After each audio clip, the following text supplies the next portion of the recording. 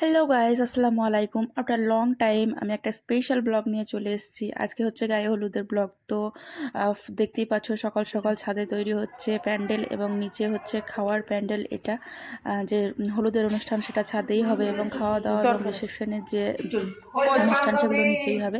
যে চলে এসছে আমার নানি শাশুড়ি। আমাদের এই গ্রাউন্ড ফ্লোরে খাওয়া দাওয়ার ব্যবস্থা করা হয়েছে, শুধুমাত্র ঘরের লোক এই কয়েকজন আর কি।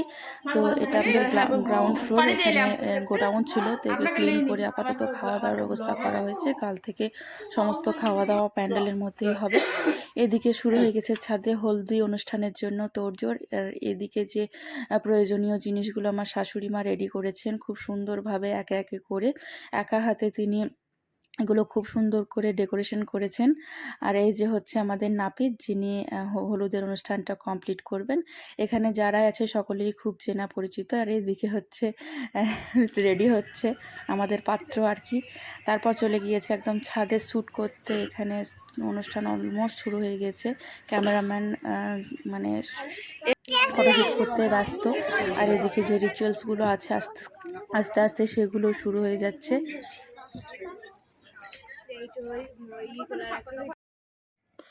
আর এদিকে আমিও বড়োর মতো ফটোশ্যুট করছিলাম, সবাই আমার ফটো তুলছিল, ভিডিও করছিল।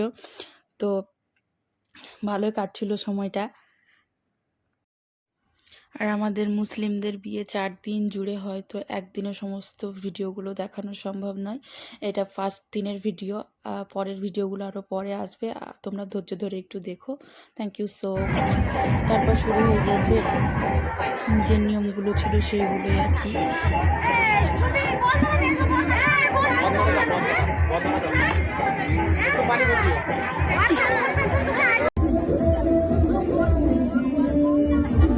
এদিকে হাতের নখ, পায়ের নখ, মানে যে রিচুয়ালসগুলো মানে হয় আর কি, সবগুলোই অলরেডি শুরু হয়ে গেছে।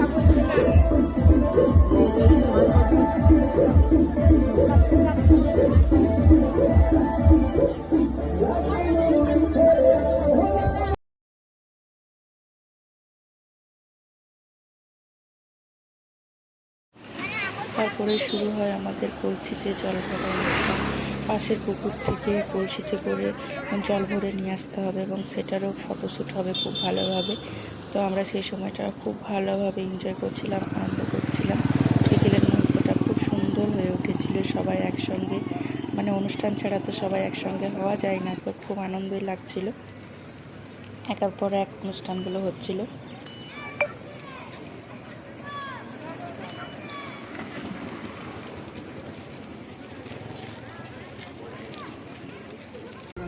তারপর রাতে অনেকটা ডেকোরেশন কমপ্লিট হয়ে গেছে, অনেকে ডান্স করেছিল, তো সবাই ক্যামেরার সামনে তাদের ফেস দেখাতে চায়নি, সেই জন্য সেগুলো আমি স্কিপ করেছি। আশা করি তোমাদের ভিডিওটা ভালো লেগেছে। যদি ভালো লাগে তাহলে একটা লাইক করো আর কমেন্টে জানিও কেমন লেগেছে। Thank you so much. তারপর সবার শেষে হয়েছিল বাজিটা একদম লাস্টে, তাহলে রাত 10টার পরে হয়েছিল। সুন্দর হয়েছিল। কারো কারো জামা ড্রেস পুড়ে গিয়েছিল, এত কোথায় এখানে ছিল। তো এইগুলো একটু সাবধানে করা উচিত।